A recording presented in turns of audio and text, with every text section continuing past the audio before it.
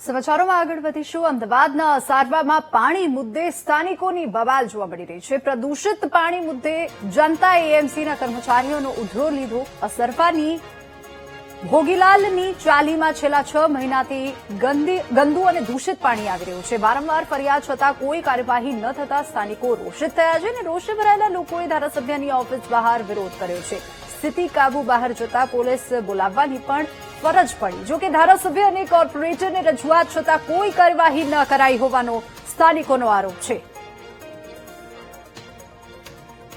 તો સ્થિતિ બેકાબુ થતા જ પોલીસ પણ બોલાવવાની ફરજ પડી હતી અને ભોગીલાલની ચાલીના રહીશો ગંદા પાણી આવતા જ ત્રસ્ત થયા છે। 6 મહિનાથી ગંદુ પાણી આવી રહ્યું છે તેવી ત્યાંના રહીશોની ફરિયાદ છે અને અમદાવાદના અસરવામાં પાણી મુદ્દે સ્થાનિકોની આ બવાલ જે છે તે ઉગ્ર બની છે। પ્રદૂષિત પાણી મુદ્દે જનતા એએમસીના કર્મચારીઓનો ઉધરો લીધો છે અને સ્થિતિ બેકાબુ થતા જ ત્યાં પોલીસ પણ બોલાવવાની ફરજ પડી છે।